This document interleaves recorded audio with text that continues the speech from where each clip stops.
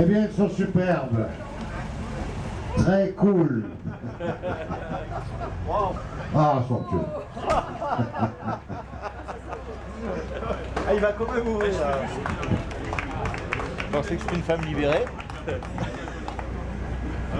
On a beau être pique-nique, on n'en perd quand même pas les bases fondamentales de la courtoisie. Bravo, monsieur. Bravo.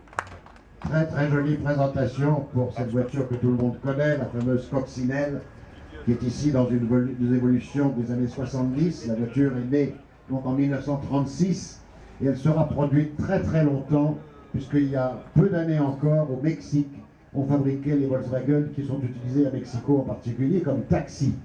Là, nous avons la 1303, qui est donc une évolution, une voiture particulièrement au point technologiquement. Il y a tous les standards et les normes de l'année de fabrication qui doit être, c'est une quad 73, 73, sont à bord.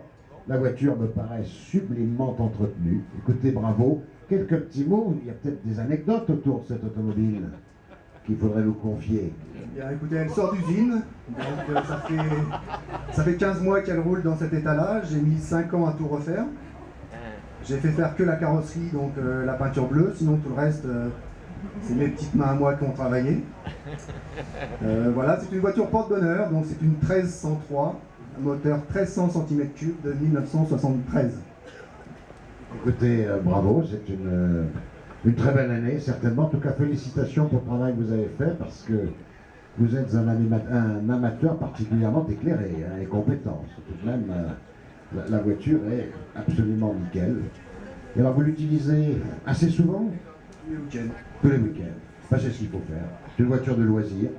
Et puis, je crois que ça fait plaisir aux gens, voir des voitures comme ça. Ça leur rappelle, pas leur jeunesse profonde, mais quand même quelques années en arrière, où ces voitures sillonnaient Rennes et toutes les villes du monde, d'ailleurs, puisque c'est, comme chacun sait, la voiture qui a été le plus produite au monde, avec, on ne sait pas exactement, 20 millions d'exemplaires probablement. Elle a détrôné la fameuse Ford T dans les années, à la fin des années 70 justement, et elle s'est encore produite et encore produite. Des Volkswagen, on en trouve partout. C'est effectivement une voiture coup de cœur. En tout cas, merci beaucoup pour votre présentation. Et puis, écoutez, à très bientôt, au week-end prochain, il n'y a pas de souci. Bravo à eux, vous pouvez les applaudir.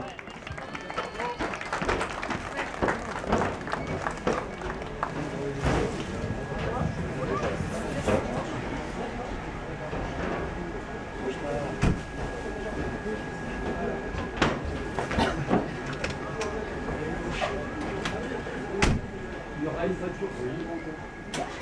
Ah bon? Après celle-là?